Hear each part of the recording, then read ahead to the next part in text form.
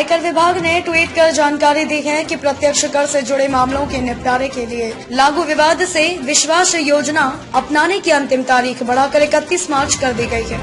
इसके अलावा योजना के अंतर्गत फीस जमा करने की अंतिम तिथि भी बढ़ाकर 30 मार्च कर दी गई है। इससे पहले केंद्रीय प्रत्यक्ष कर बोर्ड ने आवेदन जमा करने की अंतिम तारीख 28 फरवरी रखी है। आयकर विभाग ने ट्वीट कर कहा कि सीबीडीटी ने विवाद से विश्वास एक्ट 2020 के तहत डिक्लेरेशन फाइल करने की तारीख को 31 मार्च 2021 तक बढ़ा दिया गया है। विवाद से विश्वास के तहत बिना किसी अतिरिक्त राशि के भुगतान करने की तारीख को बढ़ाकर 30 अप्रैल 2021 कर दिया गया है। देश की राजधानी दिल्ली के 2 करोड़ लोगों के लिए राहत भरी खबर आई है। गर्मियों के दौरान मार्च अप्रैल में दिल्ली के लोगों को परेशान होने की जरूरत नहीं है। उन्हें पानी की कमी से जूझना नहीं पड़ेगा। पानी की आपूर्ति घटाए जाने के संबंध में दिल्ली जल बोर्ड के उपाध्यक्ष व आम आदमी पार्टी के नेता राघव चड्ढा के आरोपों पर आपत्ति जताते हुए Bhakra Beas management board BBMB और हरियाणा के सिंचाई विभाग ने इसे गलत और भ्रामक बताया है। आम आदमी पार्टी के नेता राघव चड्ढा के बयानों के बाद अब बीबीएमबी ने स्पष्ट किया है कि नंगल हाइडल चैनल की मरम्मत की कोई जरूरत नहीं है। यदि पावर प्लांट के गेटों की मरम्मत की जरूरत पड़ी भी तो कोई गेट बंद नहीं किया जाएगा और दिल्ली को पानी की आपूर्ति पर कोई विपरीत असर नहीं पड़ेगा। इस पर राघव चड्ढा ने कहा कि उन्हें हरियाणा से ऐसी सूचना मिली थी कि दिल्ली का पानी रोका जा रहा है। यदि दिल्ली की ओर से दबाव बनाए जाने के बाद पानी रोकने का फैसला बदला जा रहा है तो यह अच्छी बात है। उन्होंने कहा कि ऐसे हर मुद्दे पर हमारा संघर्ष जारी रहेगा। हमारा मकसद है कि दिल्ली वालों को पूरा पानी।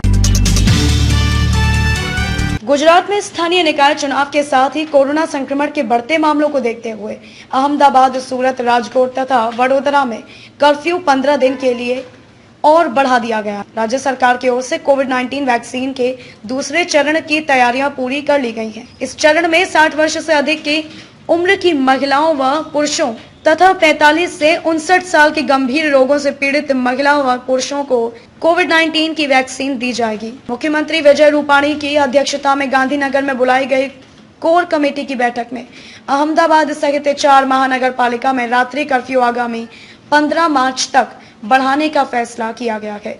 मुख्यमंत्री विजय रूपाणी ने कोरोना की वैक्सीन के दूसरे चरण की तैयारियों का जायजा लिया तथा स्वास्थ्य विभाग के आला अधिकारियों को आवश्यक दिशा निर्देश जारी किए। मुख्यमंत्री ने वैक्सीन दिए जाने के बाद उसके कारण होने वाले प्रभाव अथवा विपरीत असर पर निगरानी रखने पर भी जोर दिया। बैठक में दूसरे चरण में कोरोना वॉरियर्स को दूसरी डोज देने पर भी चर्चा की।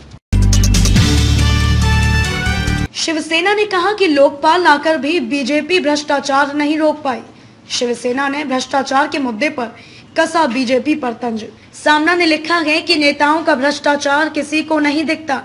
भ्रष्टाचार जीने का और यंत्रणा का ही हिस्सा बन गया। आप हम क्या करेंगे। शिवसेना ने भ्रष्टाचार के मुद्दे पर भी बीजेपी पर निशाना साधा है। सामना ने अपने संपादकीय में लिखा है कि लोकपाल लाकर भी बीजेपी भ्रष्टाचार पर लगाम नहीं लगा पाई। राज्य के पुलिस महानिदेशक हेमंत नगराले ने बयान दिया है कि भ्रष्टाचार सरकारी तंत्र का एक हिस्सा बन चुका है।